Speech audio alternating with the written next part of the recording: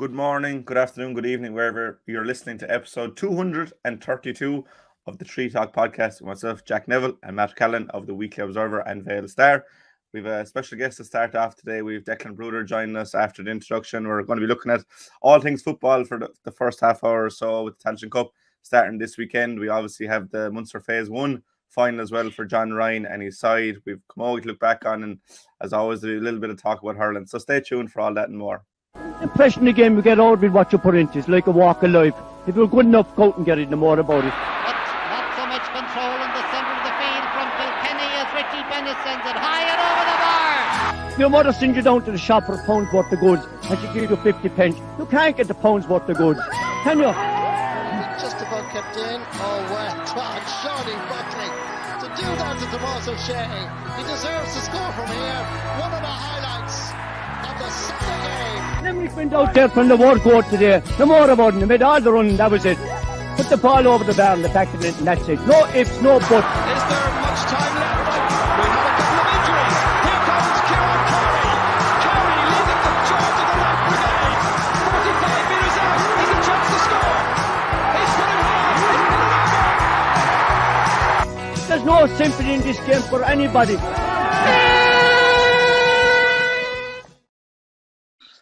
As I said in the introduction, Matt, we're delighted to be joined by Declan Brouder, Sigerson manager, former Limerick selector, former Limerick 21s manager. Declan, how are you keeping? Very good, Jack, and yourself? Good. Good morning, Jack. Declan. Thanks Good a million morning, Matt. for joining us this morning, I suppose. At the weekend, we had the Munster final, Kerry versus Clare, a comprehensive win for Kerry, and I suppose you've dealt with an awful lot of those lads in with UL. First and foremost, how do you find the product at the moment, football, in terms of excitement, I suppose? Yeah, it's a very good question, Jack. I think at the minute we have a mix of some brilliant games when teams are, paired together of equal standard. And then you see at the weekend, you have the likes of Sligo and Clare that, go into a provincial final on a high. And then unfortunately just come up against a couple of teams that are so far ahead of them in terms of their development and their skill. So, I think it's a real mix. Like there's been some brilliant games in every provincial championship this year, but unfortunately we still have these one-sided games. And I think that, for every one-sided game that we have, it seems to take away the good of maybe the 5 or 6 games that goes before it. And I think you just need to look at Munster as an example. Like Tipperary and Waterford was a very decent game. Clare had a win for the ages down in Ennis against Cork. Limerick were, I thought, excellent in how they went about trying to take down Clare in the Munster semi-final. And, then you have Tipperary, who are well beaten by Kerry, and I'd say Clare very disappointed with what they produced on Sunday against Kerry, because I definitely thought that they were a bit more ready to take on a team like Kerry than some of the other teams, maybe like Tipperary, that came up against them recently. Yeah, I suppose you've had your handprint on that Clare team with so many lads coming through UL. They're obviously doing an awful lot right in Clare, and there's probably not that many Limerick lads coming through. Can you put your finger on why is that? Coming through with UL in compared to even the college system in general around the country, there's only probably 4 or 5 lads on any given year. Yeah, I know Matt I've heard Matt talk about that before. On the face of it, I would say, disappointing in some ways, but I suppose if you dig a bit deeper, it's not all bad either. I suppose there are a couple of examples, as you guys will know. John Hayes was on the UL Sigerson squad this year, played in the Sigerson final. Last year, Paul Maher captained the UL team in the Sigerson Cup final. Ronan McGilligan from Mungret has been part of the squad the last couple of years. Hugh Burke was in UL a couple of years previously. He played for UL. There's a couple of lads that we've been trying to get in that it just hasn't worked out. Rowan O'Connor, for example, has played with John O'Grady in the Freshers, played in the Fresher final a couple of years ago. But himself and maybe Brian Nixon, 1 or 2 more, were, I suppose, tied really with Newcastle West this year up until Christmas. 2 dual players. got to a Premier Intermediate semi-final, and obviously went to a Munster football final then with Newcastle West. So by the time their club season finished, the ship had almost sailed in that sense. Cormac Wolf is another lad who's in UL, I think was injured towards the end of last year. Again, would be somebody we'd be looking at this year. And I do know that young lads like Emmett Richter, Aaron Neville, I think some of them have their eyes set on UL as well. So, like, my point is, if you look at it just top line, you can say, God, there's not that many, but I suppose there is a few reasons for some of them, not making the step up. What's it like, trying to find lads in UL when you've probably the bones of 20,000 students? It's not like a club where you'd nearly know everyone. Like, how hard is it to cast that net so wide in UL?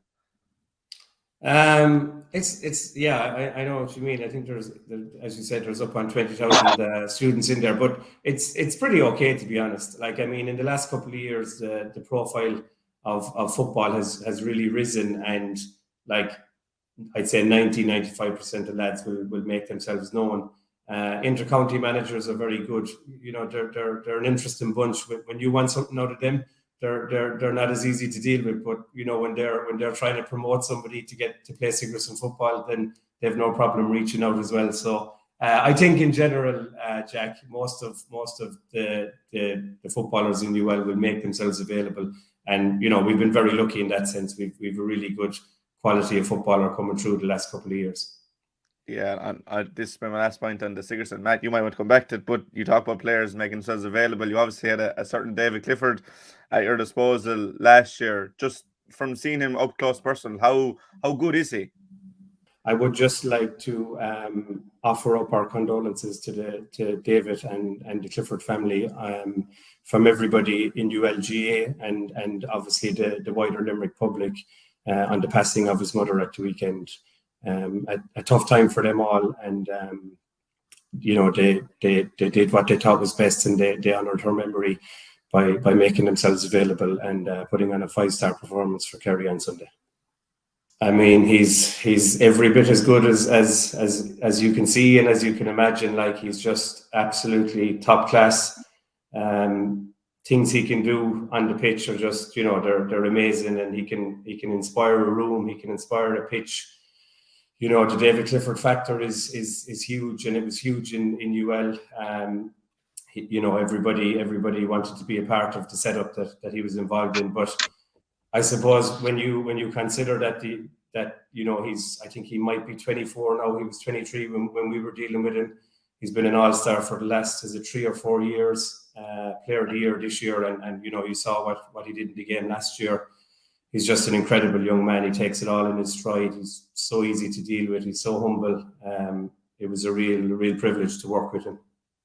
Yeah, it's a privilege to watch him as well, I suppose. In the same token, moving on to the Tailteann Cup, obviously for Limerick, we didn't experience it last year. Obviously, Westmeath and Wayne won it, and it was obviously huge for them. But what's your take on the Tailteann before it obviously kicks off this weekend for Limerick? Yeah, I think it's brilliant. I suppose I kind of alluded to it there that for some teams, there's only so far you can go before you come up against a heavy hitter, and you're sent crashing back down to earth. So I think the Tailteann, like, it's if I'm correct, it's the second year of the Tailteann now. It showed last year that it has something to offer for every county that's in it, really. I think there's probably 5 or 6, maybe 8 counties that will fancy their chances of winning it. But equally, I think there's no team in it that anybody needs to be fearful of. I think the coverage you got last year was outstanding. I think the 2 semi-finals were played in Croke Park. The final was played before the All-Ireland semi-final. And again, that was in Croke Park. And you just see the reaction that Westmeath got when they won it. I think it has huge positives, and maybe a few teething problems last year in terms of it kind of being split geographically. But this year, I think it's a great competition, and it's one that Limerick can very much look forward to over the next couple of weeks. Yeah, looking forward to it. I suppose to be a different pressure on Limerick, more of an expectation, whereas for the best part of the last 2 decades, there wasn't really much, emphasis on Limerick winning. It was more of like, can we win? And, oh, we played well today. Whereas now they're going to be expected to beat the likes of Longford and Carlow and Wicklow. What will it be like for those players dealing with that?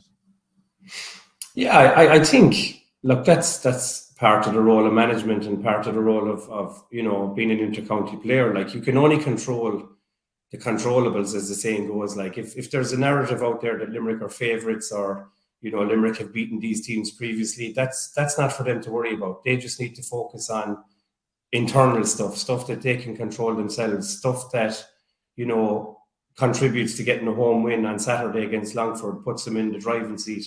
They can't worry about the so-called narrative of maybe being seeded first or being favourites in some of these matches. They just got to look after things from their own point of view and deal with what comes their way. Yeah, and it's been an eventful year so far for Limerick. The league was very disappointing, but they showed a lot against Clare that it's more of the team from 2022 that was building than a team that have just gone back completely. Like, they'll have to take the positives from the Clare game. It was obviously a missed opportunity, but you need to be building on those kind of performances. Yeah, like it's been a patchy year for Limerick. I mean, if you were to run through it really quickly, they've they ticked the first couple of boxes by getting to the McGrath Cup final. Then maybe a performance they probably wouldn't have been happy with against Cork. A very patchy league performance throughout, where I've heard Matt talk about this before. Very unlucky in terms of the first 2 fixtures that they got. Possibly could have got something against Louth, which would have kickstarted their season. Very disappointing performance against both Cork and Clare, and very good performances against Meath and Kildare.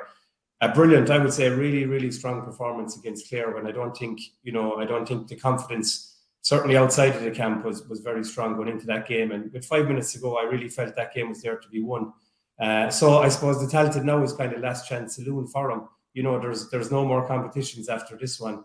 But I would agree that if you can take the positives out of it, like Ian Corbett had to come off injured at half-time against Clare, Hugh Burke only came on at half-time, Adrian Enright was suspended for that game. The form of Cathal Downs and Barry Coleman has been refreshing, I would say, in terms of young lads coming through. So if you can piece all that together, there's a lot to look forward to. But as I said, it is last chance saloon, and it really is time to start delivering on some of this now. Yeah, and how important is it, to deliver your first game at home? You are going to be favourites against a Longford team that you beat there last year, just to start the ground running, because if you lose, there'll be an awful lot of pressure on you then for your final 2 games, and obviously Carlow and Wicklow in a one-off game will be difficult in their own right. Yeah, I think it's huge, Jack. I'd be wary of Longford this weekend. I really would. They're similar to Limerick. They've been patchy. Like, they won the O'Byrne Cup at the start of the year. Then they had a really poor league, but they had a very good performance against Offaly in the Leinster Championship, where, I don't know, did they lose by 1 or 2 points? Like, football is number 1 up in Longford. I believe they've been in Portugal since the league has ended. So I would say, you're looking at a county that's targeting the Tailteann Cup. You're looking at a county that, again, it's been patchy, but they have won something this year. And you don't want to be coming out of Saturday, facing into a trip to Carlow, and equally a trip somewhere to play Wicklow, who've been promoted from Division 4. You certainly don't want to be on the back foot after one. So I would be wary. I'd be on guard this weekend from a Limerick point of view. Yeah, they're obviously a good team. Matt, I'll throw it over to you there for a few minutes. Declan, just reflecting on the whole Division 2 thing this year, was the transition from Division 4 to Division 2 too quick? Would Limerick have benefited more and be better prepared for Division 2 had they maybe 2 or 3 years in Division 3? I don't know, Matt. I think, possibly is I suppose is the answer when you consider that Limerick came back down again so quickly, but equally, like, you're not going to turn down these opportunities when they come your way. I thought when Limerick beat Fermanagh last year in the Gaelic grounds in that final game, I thought, looking at those lads from a distance, I thought they looked very impressive. They looked full of confidence. They looked physical in terms of, how they tugged out, like a team that I suppose have been together for a couple of years under Billy and were mature and were confident. I think they backed it up by going to Ennis and getting a win. Equally went to Thurles. Okay, the Munster final may not have, went their way. Again, I'm sure they're disappointed with some elements of that. The biggest thing probably, Matt, for me is that, there was a change in management. Like Division 2, you hear it year in, year out. It's the most competitive of all divisions that out there in footballing terms anyway. And I don't think Division 2 is a place for any management team to be kind of cutting their teeth or, finding their form or getting to know a group.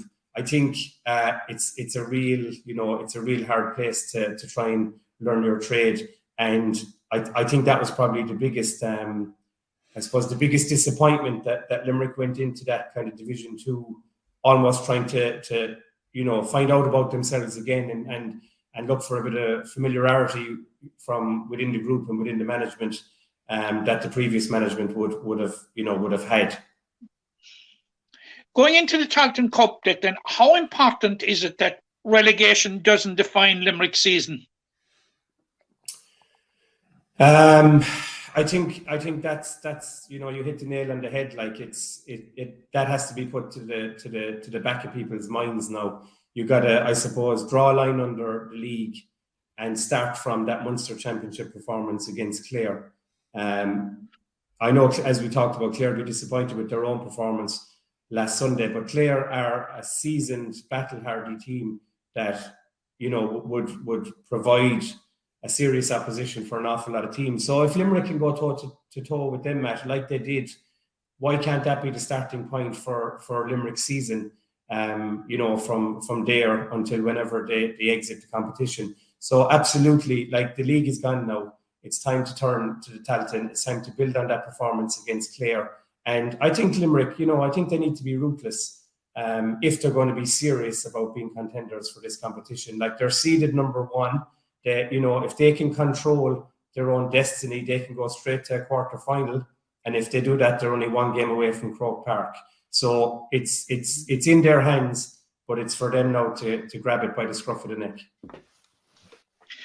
Declan, I suppose Donlow Cusick stole all the headlines from last Sunday evening's Sunday game, but there was a little discussion earlier on in the Sunday game that may have got lost when Cora Stanton in particular threw the ball in again about the future of the provincial championships, and Sean Kavanagh to a lesser degree weighed in on it in light of what they had seen in the two provincial finals. Where do you stand on the future of the provincial championships? Yeah, like as I said, it's I was at the Munster final on Sunday. I was there last year in Killarney. Like if you're to take it on its own, it's not the greatest spectacle when you have a team that, like in Kerry's example, the All-Ireland champions coming up, teams that are playing their football in Division 2, Division 3. There's always going to be a big gap. Equally, Galway up in Connacht were in the All-Ireland final last year. They played Sligo, who got promoted from Division 4. But as I said, I think people are forgetting the very good games along the way. I think it's as good as it can be, Matt.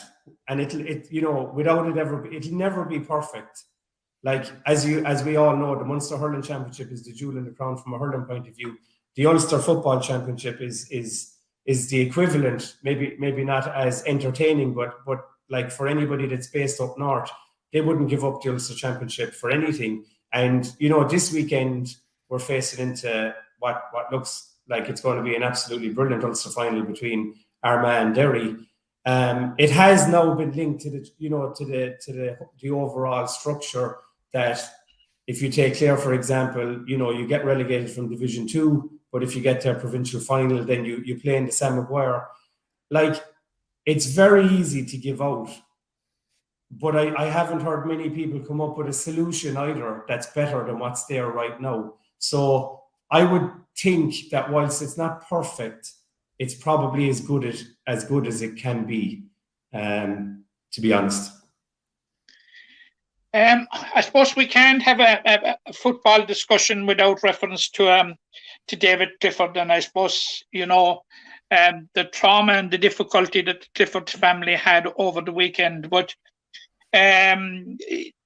Sean Kevin in particular, I think you probably saw it, was eulogising him on Sunday evening for his football prowess. And he referenced that probably the best footballer of all time. Would you go down that route? I suppose that's a question that can only be answered, Matt, when David Clifford finishes up his football career. As I said earlier, he's 24 years of age right now, and what he's done in the game so far has been remarkable. If he avoids injury, he can play for another 10 years. Now, it's scary to think what medals or what accolades or what heights David Clifford could go to in the game over the next 10 years. Like, to watch him play football, with his brother in particular, I suppose. I always when I look at the two of them, like, they play football like they're kicking ball out their own backyard. It's effortless to them. Like, they have, such a connection themselves. It's just getting stronger in terms of their own, how they understand each other's games. I think Paddy has been just a revelation the last couple of years. I think, he's so important to that Kerry team as a feeder and as a link player to what Kerry do well. I think the two of them, they have the world at their feet, and look, Kerry are lucky to have him, and the sky's the limit for David Clifford, and in terms of his skill, but equally his temperament, and how he can take it all in his stride. Declan, briefly turning back to Limerick and all things Limerick, and particularly the underage structure. I suppose we were unluckily beaten in a Munster minor football final in 2021. We've reached the phase one final last year, and again this week and this year. And do you think that there's green shoots coming out of the Limerick Football Academy? I think there is, Matt. I think, as I said, if you look at the likes of Barry Coleman and Cathal Downs this year, they've been, refreshing in terms of what they brought to the senior squad. I agree with you in the 20s, and I think it's fair to point out that I think a lot of the squad are underage again next year. So that minor team that you talk about, has one more year, I suppose, to build on that minor success of 2 years ago now. So I think if you look at the 20s this year, in some ways, if you look at it top line, you could say it was possibly disappointing. But I think if you take into account that the bulk of that team were probably, a year younger than being on the age, I think they have a lot to look forward to next year. And I know John Ryan was on with you last week, and he deserves huge credit for the work he's done with the minors, because they took a bit of a beating against, I think it was Tipperary in the first round, and I think it's this week they're now facing into a playoff final to go further in the Munster competition. So absolutely, there's always great work being done. There's people that are putting an awful lot into it. Stephen Levin is now heading up the academy. I work with Stephen in UL, and I know the passion he brings to everything that he does, and the professionalism and the amount of good people that they have involved. So I think there's always green shoots for sure. Just donning your UL hat for a while, how important is the Fitzgibbon Cup, the Sigerson Cup, in terms of providing a feeder or providing future inter-county players? Because in terms of the GA hierarchy, the Sigerson Cup has gone up considerably in terms of importance in the last 10 years or so. Yeah, I've been managing UL now for 5 years, Matt, and post-COVID, the kick that the higher education has given the Sigerson Cup compared to pre-COVID has been huge. It's worlds apart, if I'm being honest. Now, again, we've had some high-profile players which have helped UL in that sense, but in 2019 the competition was straight knockout. we had one chance, we were beaten, and we were gone. And you know, it was a tough day all round. But like the structure of the competition since it came back has been absolutely brilliant. Couple of small issues. Obviously, I'm very biased when I say this, but it still probably doesn't get the respect that it deserves. A very small tweak in terms of maybe not making making intercounty players exclusively available to their Sigerson squads while the pre-season competitions are going on, I think would be huge. So, for example, if John Hayes was on the Limerick squad, or you know,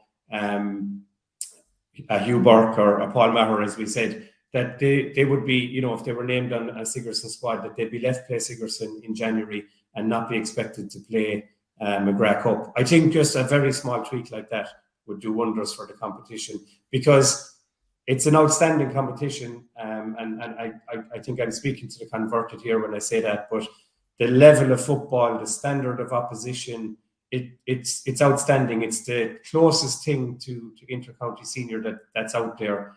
You know, we would have played a lot of intercounty teams over the years, and we would have held our own with the bulk of them. And it's brilliant. And I think the bit that probably goes amiss with an awful lot of people here is that these players are mad to play Sigerson football, Fitzgibbon hurling. You know, they see it as part of their development. They see it as part of their college experience. And I think, you know, it's, as I said, it's got a lot of respect in the last couple of years. The status of it has gone up, but there's still a bit to go. But to try and go back and answer your question, how important is it? It's very important. And you only have to look at the likes of the Clare footballers. I think of the game that was on at the weekend, about 10 of them have been in UL and on the Sigerson squad over the last 10 years. So if it's used correctly, it's vitally important. Colm wrote there at the start of the year, you probably have the discharge, the tirade about the scheduling of the Sigerson Cup, demanding that it be moved. Personally, looking at it and knowing a bit about the whole college system, that I can see or find a more suitable time for scheduling the competition.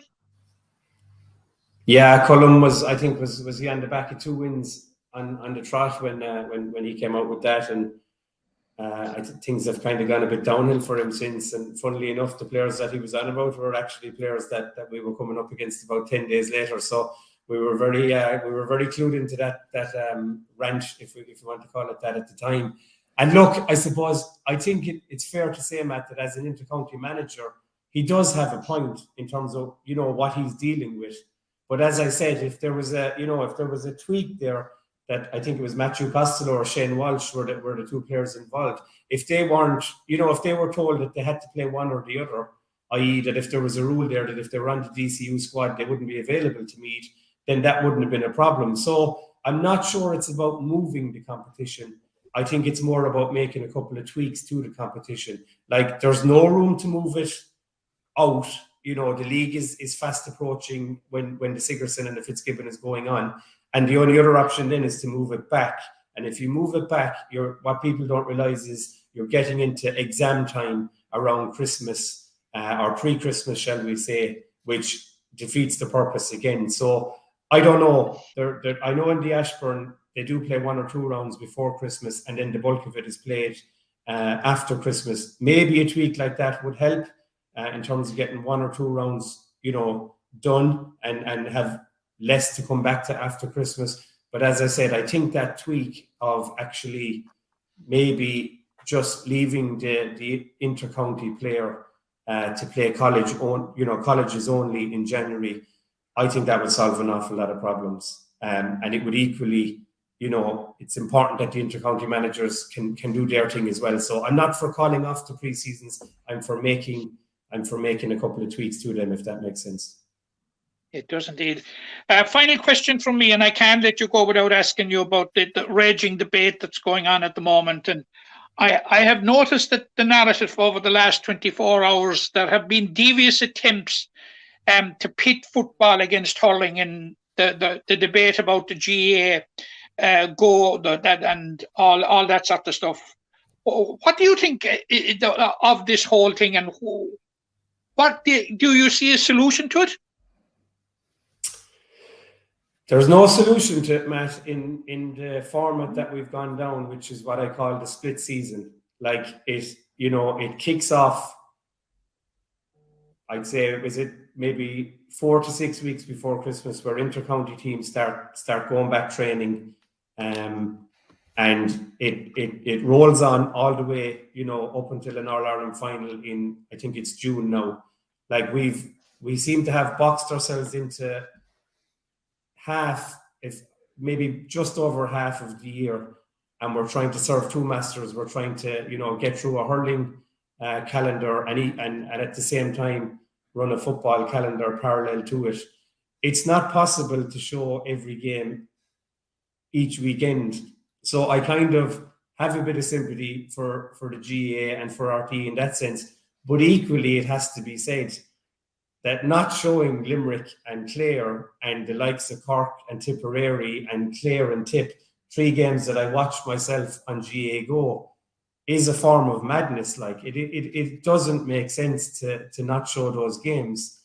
So I think, like today's headlines will be kind of forgotten about tomorrow, and all it will take is a couple of good games this weekend, or maybe, the weekend after next. I think there's a bonanza of hurling, and the likes of 𝘕𝘰𝘬𝘬𝘬𝘠 behind the paywall, and that's going to switch the argument. So, I mean, 𝘠𝘬𝘬𝘬𝘠 is brilliant. He's a brilliant analyst. He's very passionate about hurling. And I don't think anybody could question, his theory the other night, or his thoughts. But as I said, in 2 weeks' time, it's probably going to be Sean Kavanagh who's going to try to get his tuppence, his opinion out there, and possibly make a few headlines for himself as well that his name will be attached to. So I do think, it's a bit of a storm in a teacup. It'll change again next weekend. And I don't know what the solution is, Matt, when you're trying to condense almost a year into 6 months with 2 codes. Personally, I'd love to see the All-Irelands just go back a couple of weeks. And I think there's merit in it, because I just remember last year, Mayo, for example, they got knocked out of the football championship very early in the year, and they didn't start their county championship until around September. They waited maybe 2 months before they decided to kick things off.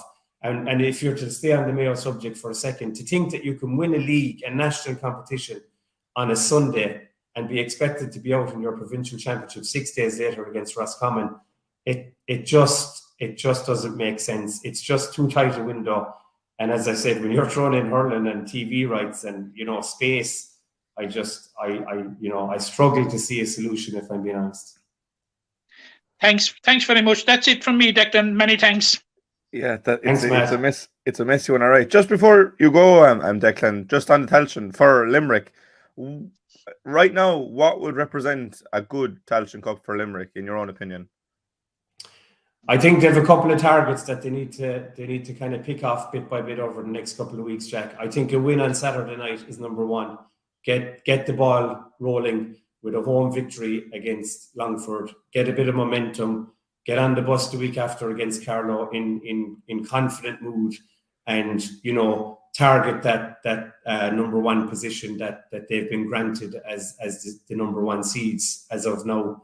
I think if they get to a quarter final, then they're, if we go on last year's format, they're 1 game away from Croke Park. And if they can get to a semi-final in Croke Park, then I think you're in the mix then at that stage, and it's anybody's title from there, because it's all on form, and it's in how your squad is looking injury wise. But I think bit by bit they need to target the next couple of weeks, and the overall target, maybe trying to get to that semi-final place in Croke Park. Yeah, I think that is the goal for Limerick. Declan, you've been very good with your time, well over half an hour. We did tell you off air that you probably would go overboard, but huge contribution there. Thanks very much for coming on and giving all your thoughts. I'm sure Matt will echo the sentiment, and we'll be on to you again soon. I'm sure that. Absolutely. Great stuff, lads. Absolutely. Thanks very much. Thanks very much, Declan. Lovely. Cheers, we'll talk guys. to you soon. Best- Thanks, best Declan. wishes. Goodbye. Bye-bye. Bye. Now, Matt, Declan Brouder there with some brilliant insights into, I suppose, football at all levels, from college to inter-county to underage, and very valuable. As I told you before this recording, Jack, we were talking to a serious football man today that really thinks about the game and is so passionate. He exuded passion there, and you can see why UL are now a big force in the Sigerson Cup with a man like Declan Brouder at the helm. Like he did a fantastic job for a couple of years with Limerick under 20s. He was a selector under John Brouder. He has a CV to be proud of in terms of football. It's he's a very knowledgeable football man, Jack. Yeah, hopefully that UL can just get over the line. They've been to 2 finals in a row. Hopefully 2024 will be the year for UL. But we spoke a lot about the Tailteann Cup, Matt, but we'll stay on the topic just for a few moments. Obviously Limerick versus Longford this Saturday in the 2 Gaelic rounds. That game is at 6 o'clock now. It was originally 4:45, but 6 o'clock now. Had a good win against Longford last year in the first round of the league, and eventually got promotion, but a lot of water has gone under the bridge since then. Obviously, Limerick under new management, they've got relegated back down. Longford also got relegated this year, but I think both teams will have had championship games. The Limerick we saw against Clare and Ennis, I suppose, was a completely different Limerick to the one we saw in the Gaelic rounds 5 weeks later in the Munster semi-final. So, if Limerick can build on that performance against Clare and put in a display like that, you'd expect it to have too much for Longford. That's the point, Jack, and that is the trick, to build on that performance. But Declan Brouder made a very salient and important point there, that he would be slightly worried about Longford. Yeah. Now, all right, their pedigree would say, their recent pedigree would suggest, that Limerick should be beating them, because we were relegated from Division 2 and they were relegated from Division 3. Now, they won the Auburn Cup, and in the Auburn Cup final, they beat Louth. Now, pre-season counts for very little, as they found out in the league, but they have silverware. Now, Paddy Christie is a very good manager. And they put up a very good performance against Offaly in the first round of the championship. And that was after they beating Antrim in the final round of the league. But in that final round of the league game, it was a dead rubber, because Antrim were safe and Longford were already relegated. So basically all they were looking for was the boost of a win, and I suppose pride and bragging rights. But getting back to it, it's going to be a very tough challenge for Limerick. And, the minimum that Limerick will have to produce on Saturday evening, if they're to get over Longford, is a repeat of the Clare performance, and maybe a bit with it, Jack. Yeah. Because Longford, Longford, rightly, like Limerick, will have ambitions of a very good run in this competition.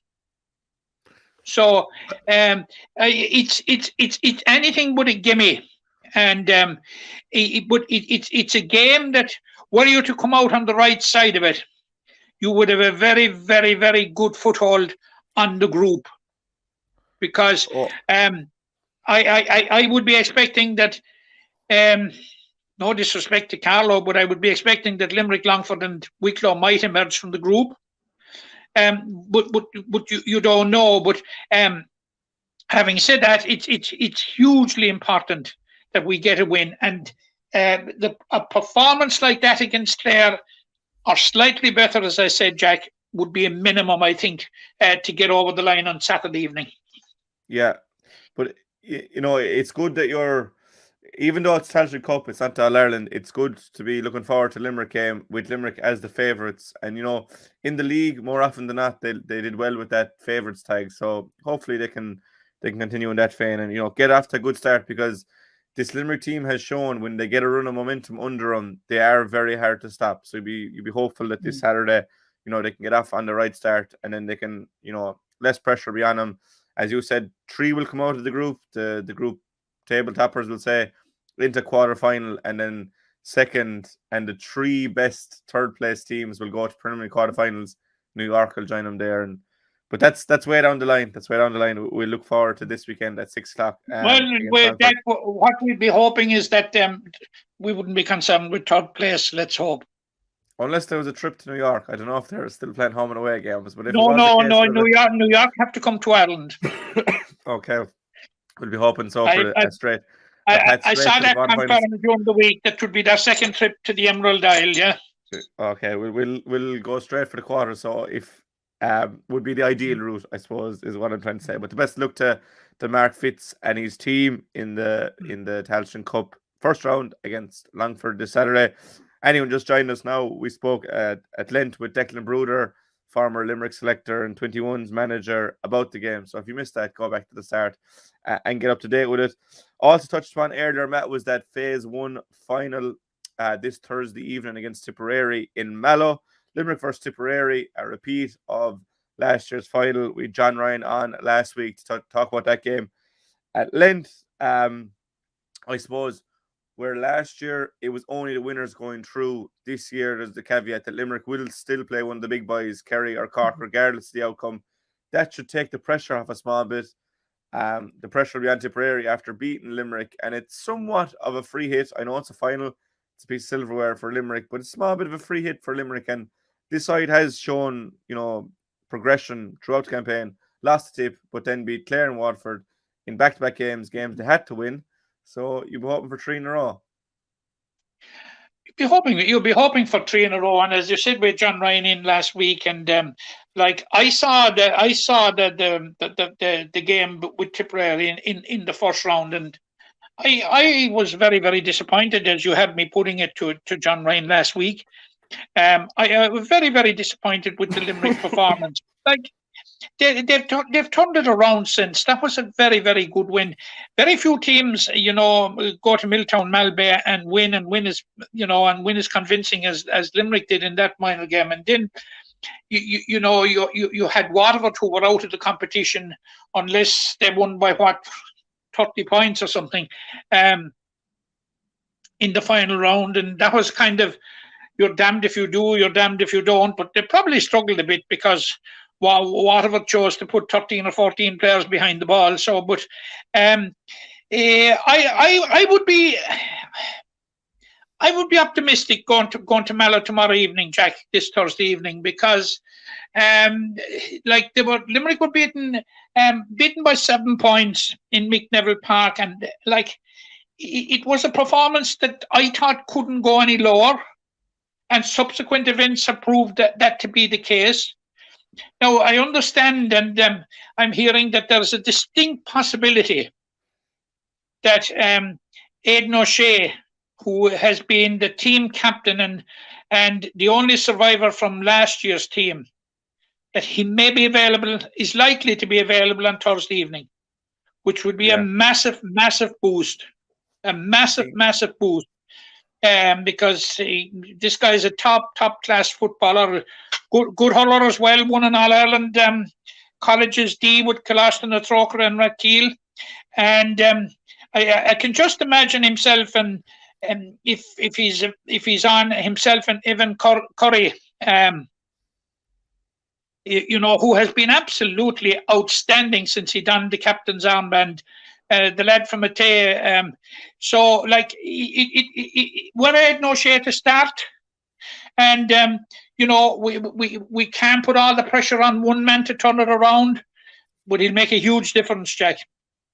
Yeah, no, definitely would if he was down to start, and it'd be a huge boost, for Limerick just to see him on the field, and also for Tipperary because he got a goal in last year's Phase 1 final, but look, there's an in-depth discussion with John Ryan on YouTube as well, so we won't dwell on that game for too long. We just wish John and the side the best of luck this Thursday in Mallow at 7 o'clock. That game is live on Munster GAA TV, so we will keep an eye on that, and please God, it'll be a Munster semi-final against the losers of Kerry and Cork to play. I suppose that's the reward for the winners of the phase 1, is that they play the losers of Kerry and Cork. If Limerick are defeated, they'll play the winners of that game. But hopefully, we won't have to worry about that. And again, the best of luck to John Ryan. Just very interestingly, Jack. In last year's championship, we're talking about Cork and Kerry now. Just for a minute, if I can deviate. Do. In the first round in Tralee last year, Kerry beat Cork by 14 points. It was the semi-final then, because the winner was going through to the final and the loser was going through to the winner the semi-final against the winner of the phase 1. That was the format back then. When they met 3 weeks later in the Munster final, Cork won by 11. A turnaround of 25 points. So, yeah, it's at minor, they're very young to play these games. A setback can be a real motivation, or it can go the other way. So it's very topsy-turvy, and that's what Limerick will be looking at. That they were comprehensively beaten by Tipperary. I think it's fair to say in the first round game. It was 111-7 double scores. Hopefully Limerick will be able to get some sort of revenge against Tipperary this Thursday night. Sticking with the team of minors, Matt, and it was a disappointing one for the minor Camogie side at the weekend, losing to Antrim in Nolan Park in the minor A Shield final. A back and forth contest, Matt. Antrim just edged the first half, but then Limerick roared back into life in the second half just after the resumption. But a crucial second goal was probably the overall difference for Antrim. We were talking to Paul Neenan last week, and his side, to get to an All-Ireland final was exceptional, and they were against the form team in the competition, Antrim, who subsequently won their 6th game. But a bright future for these players. A very, very bright future, Jack. And whilst the goal was important, I would pinpoint another turning point, and that was after we turning around a 6-point deficit into a 2-point lead, the concession of 3 scoreable frees on the trot, which Anna McKillop nailed all 3 of them. With 5 minutes to go to half time and Antrim playing against the breeze, there were 6 points up. By half time, Limerick had reduced that to 2 points. The goal came as a result of a penalty. There was a foul on Niamh Brennan. Poppy Giltinan took the penalty. It was saved by Emer McGivern in the Antrim goal. And the ball broke to Laura Southern, who is the ultimate predator around the square, and she buried it in the net. So Limerick went in at half-time 2 points down. And they struck the first 4 points of the second half. By the 40th minute, with 20 minutes to go, Limerick were leading by 2 points. And then they conceded 3 frees in a row. As I say, Anna McKillop converted all 3. They nosed in front, and then player of the match, Olaf McAllister, got a goal on the 50th minute. And I think that put Antrim 4 points up, possibly 5 at the time. And it was a struggle after that. But Limerick battled and battled and battled. A couple of points from Niamh Brennan brought it back to a 1-score game as it went down to the closing minutes. But Limerick just couldn't close the gap. And Antrim found that little extra kick and got 2 late points. But overall, Jack, it has been a fantastic season for Limerick Minor Camogie. And congratulations to Paul Neen and to Tony Dunn and to their management team. They did a great job. And the girls have been wonderful throughout the year. And, reaching an All-Ireland final is never easy. But they got there. And, Jack, for a long, long time in the second half, it looked as if they may get over the line. But it wasn't to be. But well done to everybody. Yeah, well done to the side. Obviously, reaching the final isn't much consolation, but when you're older and look back and realize that finals don't come around too often, the girls and the management team can be proud of themselves, and hopefully it's the start of a fruitful few years for them in the Limerick jersey. We saw that team of 2014. We always reference them, how much they built on from their minor win and really brought Limerick to new heights. So hopefully this side can follow in those footpaths. We didn't have Limerick at the weekend playing hurling, Matt, but we were served up a real cracker in Munster, and every game is so important regardless of who's playing in the Munster Hurling Championship. There was only one game, and it was on GAAGO, and we'll get to that in a while. But one game, Cork versus Tipperary, real back and forth contest. Now talking about them, Tipperary will probably feel like they should have put it away a lot earlier, but Cork, to their credit, under Pat Ryan, showed a resilience that I don't know, have we seen that too much in recent years. Finished the draw, but what a game, first and foremost, Matt. Yeah, what a game, which for whatever reasons, and we'll be talking about it later, the multitudes couldn't see, and some of those that paid for it and tried to get into it didn't see it either. So, but yeah, look, but all this is doing, Jack, is bearing out what John Kiely has been saying before the Munster Championship kicked off, that this was going to be the most competitive series for years, and it has proved right. Clare and Tip, they drew. Cork and Tip, they drew. Clare beat Limerick by a point.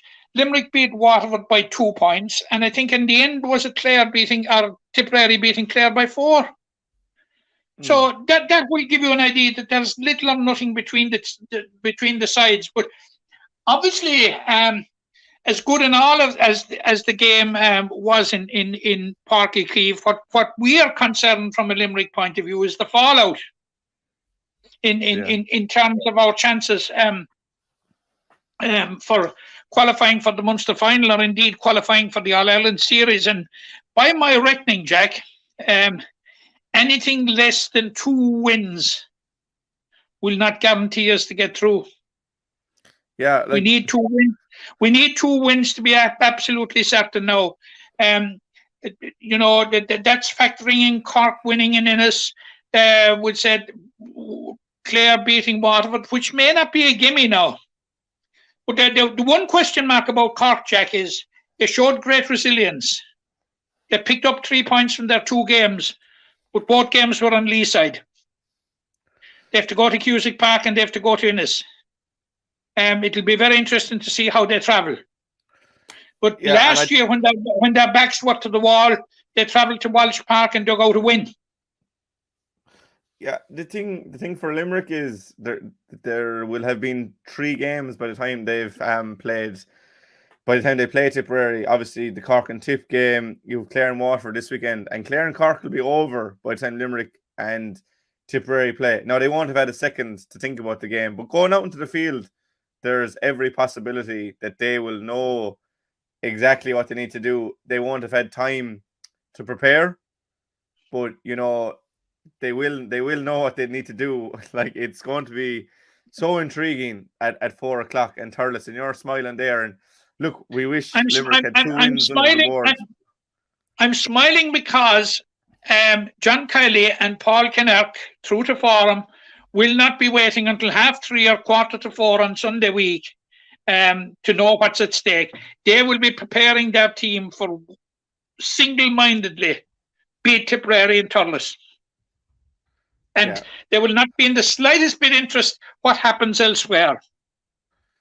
No, they won't. And it's been a good break for Limerick, and as I said, there'll be so much water under the bridge, but it's just a fascinating championship. It's been really enjoyable to watch all these games. And before, I suppose, for the last 2 years, after the last year and in 19, we were kind of fairly comfortable in Limerick getting through and knowing there was Munster finals to look forward to. And now it's different, and you have people that had arranged holidays and everything around Munster finals and All Irelands, and that mightn't come to fruition. So we'll just have to wait and see how that goes. Obviously, we've had some unbelievable games, Matt, that we've mentioned so far, but I think Declan alluded to it earlier as well. 3 of those have been on GAAGO, Tipperary and Clare, Limerick and Clare, and the Cork and Tipperary game. You know, there was rumblings about those games being on GAAGO, and I suppose Declan or Donald 𝘢𝘴𝘰𝘪𝘢𝘵 really brought those to light with an impassioned speech on the Sunday game, and everyone has an opinion on it. What's yours? Yeah, well, you know, Donald has form when it comes to that sort of stuff, and let's say there's very few pundits, Jack, that I admire more than Donald 𝘢𝘴𝘰𝘪𝘢𝘵, and I congratulate him on his intervention on last Sunday evening. It's something that had to be said and was simmering under the surface all weekend and the previous weekend. And it was good that somebody had the courage in the circumstances to come out and say it. I'm opposed to it, Jack. Now, look, I get this GAAGO thing, you know, and I get the resource it is to the diaspora and people abroad. I get all that. But, you know, I find it very, very hard to reconcile that we as licence payers in this country cannot get free-to-air access to our national games in our national broadcaster. I find that desperate hard to comprehend, to understand, and to accept. And like there is a school of thought out there, and it's totally correct that the big games, and we need only look at Tip and Clare, Clare and Limerick, Tip and Cork, put behind the paywall to promote the paywall. And now we see that the switch of the juicy All Ireland Senior Football Championship games, Galway and Tyrone, and Kerry and Mayo, they're being put behind the paywall. You know, to make to get people in. But Jack, there's a whole myriad of people out there that pay for this thing and are getting no reception or very, very poor reception. I know somebody that has paid for a couple of them and hasn't seen a puck of a ball. Yeah. Like, it's all very fine having this thing, but have we the infrastructure? Have we the broadband infrastructure in the country to take it? And the answer is a very definite no from what we're hearing. We're hearing loads and loads of stories of people paying their fee or paying their, you know, whatever it is, and failing to access it. This is totally unacceptable. And like, I saw Mr. Quinn coming out there on the news. Was it last night or the night before? You know, what a vacuous argument to defend the whole thing, saying, don't judge this thing in a couple of weeks or a couple of months. Give it a couple of years. The horse will have bolted in a couple of years. We don't have a couple of years. We don't even have a week at this stage. Yeah, I think it needs to be reversed immediately, Jack. Yeah, I suppose I agree with some aspects of it. I disagree with other aspects. The idea of using the Munster Hurling Championship and now these round 1 Sam Maguire games to promote it, I think is wrong in a way. But from a business point of view, I can see exactly why they're doing it. You know, would people have tuned into, if you would put the provincials behind the paywall, you'd say, would people have tuned into Kerry and Clare, you know, knowing it's going to be lopsided? Probably not. The same with Galway and Sligo. It'll be the same with Dublin and Louth, you'd imagine. So, like that Armagh and Derry will probably be the only provincial football game that will be tight, you'd imagine. So, in that regard, it's wrong from a moral point of view, but you can understand why they did it to an extent from a business point of view. For me as well, you know, I grew up in an age where you had a phone very young. Well, I suppose I had a phone when I was 12 or 13. Now it's far younger. But, you know, I'm well accustomed to using technology, and, you know, looking up games is grand for me. But even the Limerick Clare game, I probably went into town at 1 or 2 o'clock in the day just to get parked in town, and because I was walking out with a few of the lads and things, and we got food and stuff, and that was fine. But I know my own mother here isn't good with technology, and she couldn't watch the game. I tried helping her from the phone, ringing her, and she couldn't get it up. And I suppose that's the problem where it lies. It's grand. They're used to flicking on the television, or even used to flicking on the Sky Arena program that had the GA. That's where, I suppose it's wrong in a way, and people, my own grandmother, God rest her, when she was alive, she'd watched every game. There would be no hope for her getting GA goals. So There you I go. don't know. Yeah, maybe, that is something that's worked on. I think, I probably have more of a duty to my mother and grandparents in their life to be setting it up for them. But if anything went wrong and I was at the game, that's it. But for me, what's most glaring is the fact that it was a Saturday evening and you had a Munster Championship hurling game, and it wasn't shown. Like, it should have been. There was, like, I know there was rugby on, whatever, that's fine, but the rugby can be on the RT player, or the GA could be on the RT player, channels that are readily accessible on the Fairview box. We had 4 hours of a coronation, and I mean, if that's what you're into, that's fine. But I mean, you could have watched that in BBC, Sky News had it. I don't understand why we had that. There's other days that there's random programs on when there could be GA. Now, I know it's not a sports channel, but sport draws in all the biggest viewers. You look at those end of year figures, it's sport, it's All Ireland finals, semi-finals, those provincial finals that are bringing in these numbers. That there should not be a Saturday evening if there is a championship game on. It is the pinnacle of Irish sports. I know it's not professional, but it is the pinnacle in terms of viewership. That should be the game that's on, and you can have the other games on different channels, or have RT1 and 2 on, and you can have a pick between rugby or GA. I don't like the argument of rugby against GA or rugby against soccer or GA against whatever.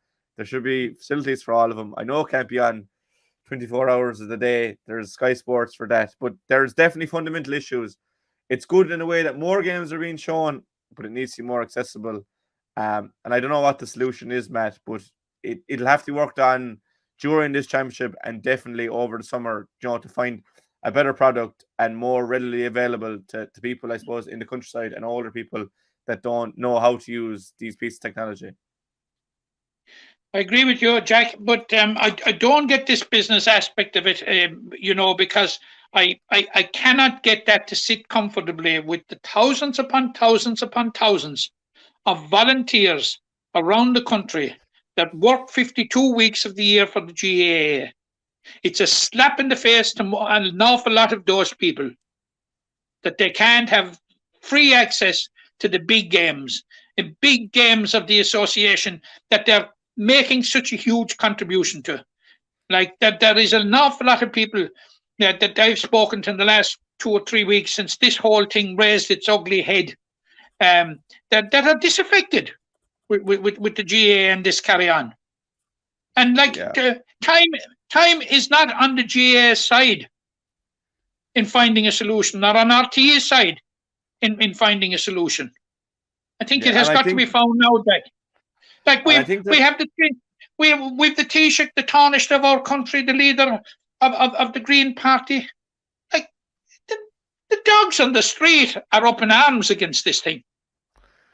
Yeah, there are a few proponents of the thing making this argument and that argument, and what about football and all this sort of thing. Like, there has to be space for them all,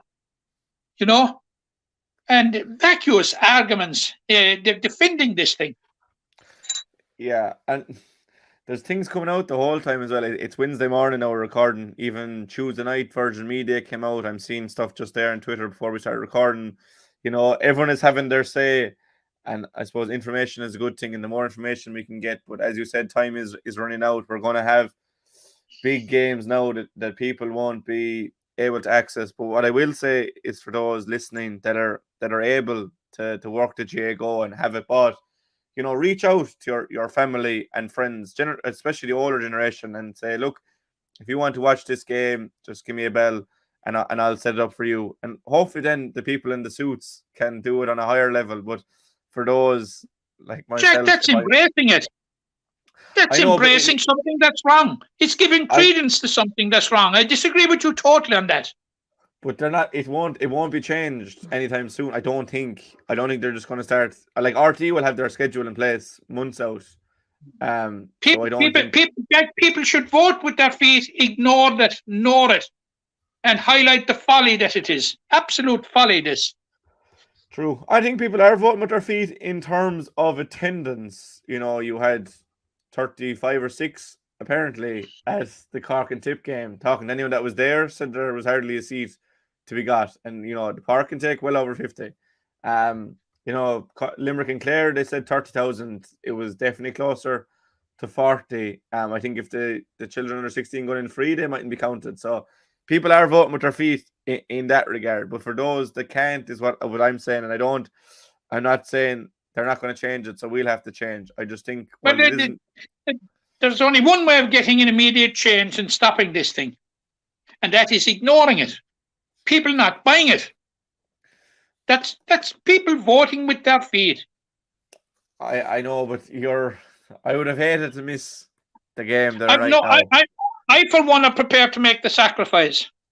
I'm not seeing the games rather than acquiesce to this folly. Yeah. It's something that has to be rectified, and everyone will have their own opinion and different opinions, but definitely sooner rather than later we'll have to get something will have to be changed, and it'll have to be more accessible, I suppose, to everyone, not just older people in the country. I'd like there's people in cities that might have poor broadband as well. So hopefully that can be rectified soon. Before we finish up, we've an interview with Niamh McCarthy to come yet about a fundraiser in Broadford. But before we move from hurling, Matt, I think it was last Thursday night we got the dreaded news on Sean Finn. Confirmed that it was the cruciate injury, something he had done in 2016. Saw him going off at halftime against Clare, and when he walked back onto the field, after the half, looked to be walking fine. John Kiely didn't give much away, said he was going for a scan. You were hoping it was something maybe like the likes of what Mike Casey picked up for an 𝘕𝘰𝘬𝘪𝘰𝘠 that ruled him out for 2 or 3 months. But unfortunately, Sean's season is done, probably for Bruff as well, and it's a huge blow for them after reaching the final last year, losing to the eventual All-Ireland finalists, to lose your talisman so early in the year. For Limerick, we lost Peter Casey and Cian Lynch last year, and this year it's Sean Finn, and the more we think about it, the more irreplaceable he is.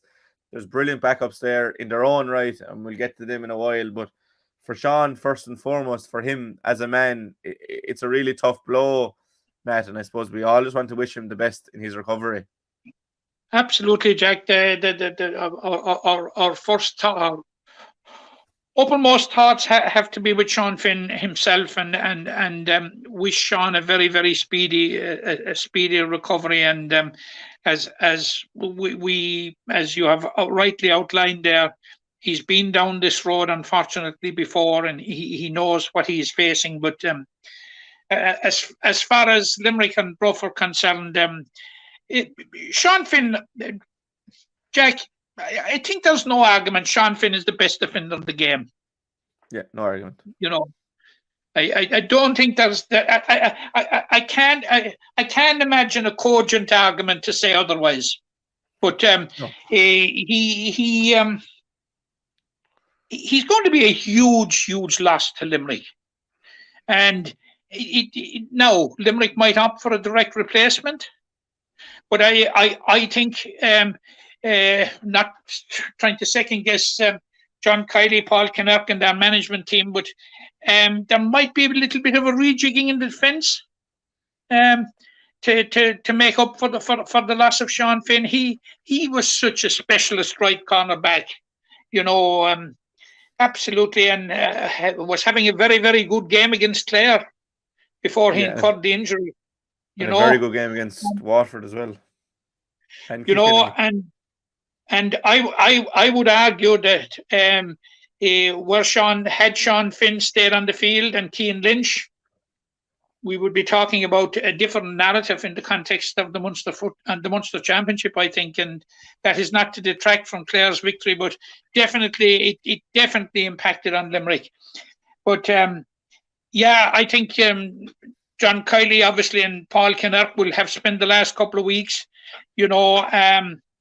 scratching their heads and to see how do they reshape the defence, whether they will opt for a direct replacement or whether they will opt to rejig the full back line around somewhat. I just don't know, Jack. Yeah, look, you have Mike Casey and Rich English are your obvious. Are obvious. Are obvious. We're talking about Mike Casey, Richie English, and Dan Morrissey and Barry Nash. 3 from 4 of that. Yeah, no. Barry Nash in the past has played right full back. Yeah, I think probably more so it'll be whoever comes in for Sean will be the man marker. So will Dan or Mike, whoever is full back, and then Barry will probably be left roam further forward. Teams like to drop fell out, and that's probably going to be Barry's man. But I mean, if Keane Lynch is gone, you could have Hayes move back to 11, and that means you've Rich English and Mike Casey will come in from the start. Dan Morris will move out to the wing. You'd say that you could have someone like Colin Coughlin. You don't know, there is options there, but first and foremost, just the best wishes to Sean in his own personal recovery. You want to see Limerick win, but at the end of the day, you just want Sean to get back to the standards he has set, and has become the best defender in the game, as you said. At the end of the day, he's going to have to watch on now, regardless what happens. Powerless, and it's tough watching on. So hopefully he can get the surgery if that's the road he's on soon, and start on the road to rehab. And please God, we can see him in the red or bruff this year, but probably not. But yeah, look, it's going to be, we'll be building next week, Matt, into the Tipperary game. It's going to be a very, very exciting game next week, and we will have a guest to look forward to it. But before we do, Matt, we spoke with Niamh McCarthy yesterday afternoon about Drumbroford's Little One Good Club initiative ahead of their big event this Sunday night when 𝘕𝘰𝘪𝘰𝘬 is coming to their clubhouse to discuss his own story. Joined by Niamh McCarthy. It was a very interesting big weekend for the club, and it's been a busy few weeks, Niamh, with the Little One Good Club initiative. Would you be able to just explain what it is first and foremost? So the campaign itself is known as Little One Good Club, and it's an association with the Ladies Gaelic Football Association, along with Jigsaw. So Jigsaw would be, I suppose, the primary organisation here in Ireland that would, provide advice to young people on mental health. So it's an amazing program, and I suppose as a teacher for myself, I've actually developed gathered so many resources and ideas and things to actually put forward here in school. So you can see I'm in school, but I teach SPHE as well. So I think it was kind of an easy one for me to get involved with here in the club. And can you run us through some of the stuff you've done so far? So with Jigsaw, I suppose their purpose themselves is to promote mental health and ways in which we can cope with our own mental health. So they outline 5 themes. So the first theme is be active. The second theme is take notice. Third is connect. Fourth is give. And the fifth is keep learning. And we've just been absolutely flat out for the last, 9 weeks. We're coming into our final week is what we have this week. But we've been absolutely flat out. We've had amazing coffee mornings, which just, I suppose, involves the whole community. And one of the main goals for us is that when we got involved with it, it wasn't just for our members, so our players, our parents, our mentors get involved with it. It was supposed to be a community-wide initiative. And I really do think that we've kind of broken the barrier there. We've got involved with so many people, whether it be the local tiny towns, the preschools, the primary schools, nursing homes, care homes, animal rescue centres. It's really, really been just, I suppose, so available to everyone in our community, and even our own GAA club. We've had such amazing support from them as well. So I suppose they're really heavily involved with the big show at the weekend. So it's lovely to have everyone involved, and it really, really creates this positive atmosphere. And we're all just buzzing in the club, to be quite honest with you. So it's amazing how something so simple can, be a real driving force in a club. Yeah, and you mentioned the big event at the weekend. You obviously have a very special guest for a very special talk. 𝘕𝘰𝘪𝘰𝘬 is coming out to the club. Yeah, so this week is keep learning, and we actually put, I suppose, a strong emphasis on mental health and 𝘕𝘰𝘪𝘰𝘯𝘴 𝘔𝘬𝘪𝘰𝘯𝘴 was just, I think he's an amazing figure. So we actually have him coming out to the club on Sunday. So that's in association with the GAA club as well. I just think it was important that we had as many people as possible to get involved and get in to actually see 𝘕𝘰𝘪𝘰. So he's actually going to be talking about three major things really. So first of all, he'll talk about his own real life experiences, which I just think is very important, that you have someone who's gone through it, you know. Second of all, he's going to be talking about, I suppose, the importance of looking after your mental health. And third of all is destigmatizing the idea of depression and addiction. So yeah, it's going to be available to everyone over the age of 13. So we would encourage people who are aged 13 to 17 to be supervised by an adult. And that's just really, really important that you know, their parents are involved as well, and they're getting a feel for what he's talking about. And then of course it's available to everyone. And I suppose one of the main things that I want to say as well is that it is free, and it doesn't just have to be, you know, people from Drumcolor or Broadford. It can be anyone at all. We don't mind where you come from, but we really, really would like to drive that on and encourage people to come and listen to 𝘕𝘰𝘪𝘰, especially with even Darkness into Light. So Pieta House's Darkness into Light was just last week, and we had an amazing turnout. We actually organised a group ourselves, so we had, I think it was about 60 to 70 people at 4 o'clock in the morning in Newcastle West, you know, just to gather together and stand with people, you know, who I suppose suffer with their mental health and unfortunately, you know, go down the route of self-harm. So yeah, we're really, really looking forward to it. I haven't met 𝘕𝘰𝘪𝘰 myself now, and I will be in trouble too on Sunday, unfortunately, but hopefully I get to chat to him afterwards. So really, really looking forward to it. Yeah, you just talked about mental health there in the Darkness and the Light, and I suppose the GAA community can play a huge role in that. Obviously, it's very important in Broadford, but every rural parish and even the city parishes around the county, that you can rely on your local club if you need to speak out, and it's important to speak out if needs be. I've really only realised that how much a club does in terms of these 5 teams. I couldn't get over it, like, and especially I think with the BT Young Scientists, the lads focus on so Shane and Liam, or you whatever, but they really focus on the idea of social well-being, mental well-being, and physical well-being. And what clubs do for young people and, you know, adults and mentors, whoever gets involved, is absolutely unbelievable. And for anyone that's involved in a team, like, reflect on that. And that was something that it was kind of the take notice team. It was the 4th week, I think, we got involved in that, and we just kind of did a little survey on Mentimeter and just asked our players to reflect on how they feel in certain situations. So it might be, how did you feel after meeting your friends at training? How did you feel when you engage in physical exercise? Things like this, like, and what the clubs do is just outstanding. So for anyone who, you know, even a parent who doesn't necessarily play sport at the moment, like, there's things there now put in place, mothers and others in ladies football, trying to get everyone involved, and it's just really, really cool. And I really only realized that in the last couple of weeks in what we do for young people and, you know, anyone who likes to get involved in team sport. It's really amazing. Yeah, the club is a huge outlet. Matt, I'll throw over to you there for a minute. Yeah, Niamh, having spoken to you in the last week about it, I think it's absolutely extraordinary the manner in which you have embraced the entire concept and what it is all about. And in particular, the way that you have reached out to all, and I mean all in all capital letters, all the community.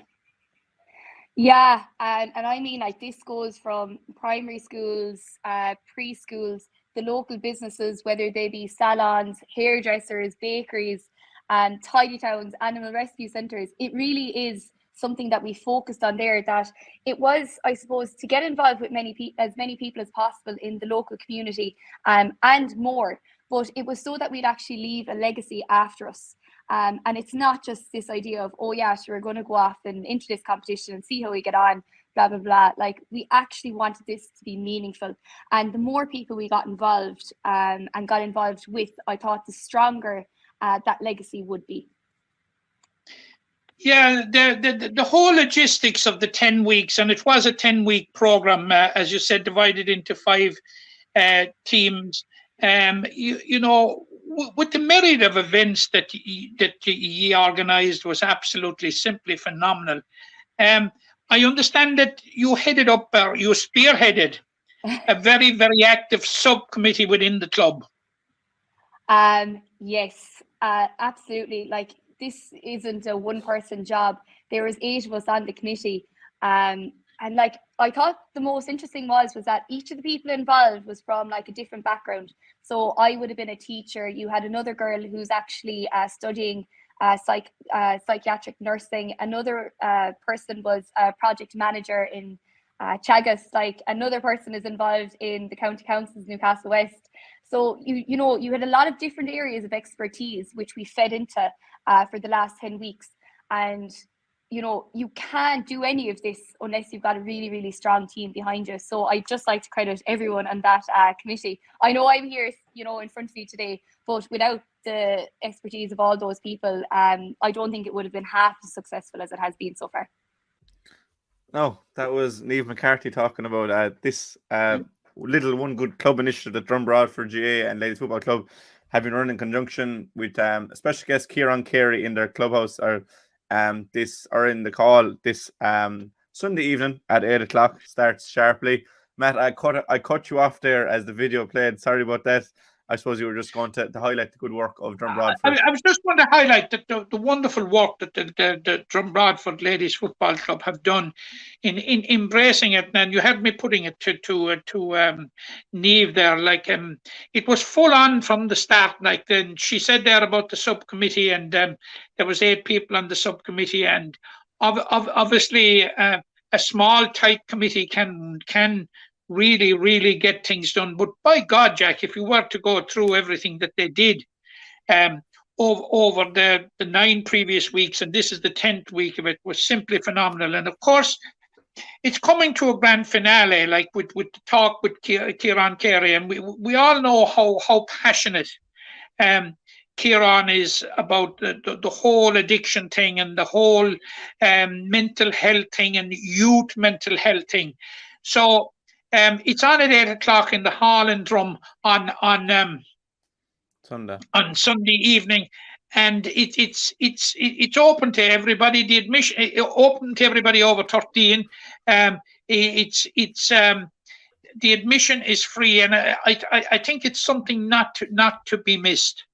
And it's a fitting finale to 10 weeks of Trojan work that subcommittee, Niamh was the chairperson, have done over the last 10 weeks in getting out among the community, highlighting mental health and raising awareness and all that sort of thing. And it would be fitting to have a huge crowd for Ciarán, because he's absolutely top man in that field, and like I think it's going to be a talk not to be missed, Jack.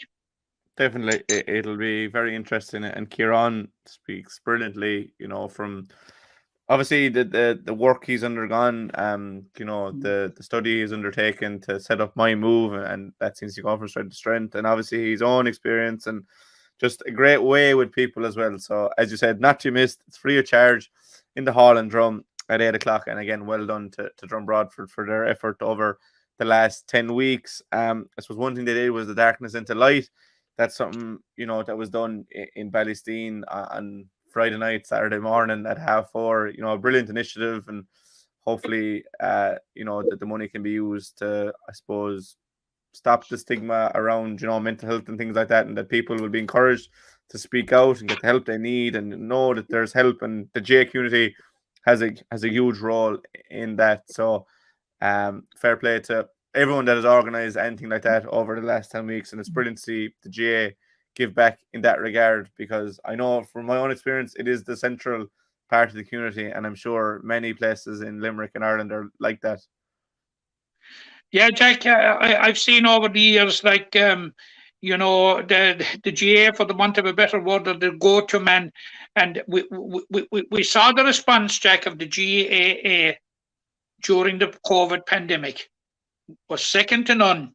They were in the vanguard, they were out in the front, leading the response, did an absolutely fantastic job. And when it comes to anything like this, the GAA will never be found wanting.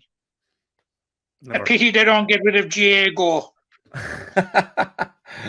One last jab at poor old GAAGO. I rang you yesterday morning about we were going to do a top 5 game segment, Matt, but we've gone an hour and a half, so we'll hold that for a little while yet, because we've had some classics already in this Munster Championship. Hopefully we'll have some more, and that Limerick will be on the right end of them. So I hold him for a while, Matt. Just want to wish my condolences to the family of Vincent Keller, who passed away during the weekend. Obviously, Vincent was a huge part of the community in Ballysteen. Shane played for many years for Limerick, so just condolences on the sad passing of Vincent. His funeral is tonight and tomorrow afternoon. I just want to say that, Matt, anything you want to add about anything apart from GAAGO before we finish? No, I just condone with your words of sympathy there, and to reiterate our words of sympathy to the Clifford family from Fossa and Killarney. Yeah, obviously Ellen Clifford passed away on Saturday night, and fair play to the boys for playing on Sunday. It mustn't be easy, and I suppose around about that game, Gaelic Crowns looked in good nick. In fairness, Matt, that work they did over the winter is paying dividends, and looking forward to seeing Limerick and Cork there in just 3 weeks' time now. The clocks are counting down. It'll probably be a do or die game, seeing how this Munster Championship has been going. So, Jack, the next 2 games are nearly do or die anyway you look at them. Yeah, but you know, for now, it's all about football in Limerick this weekend.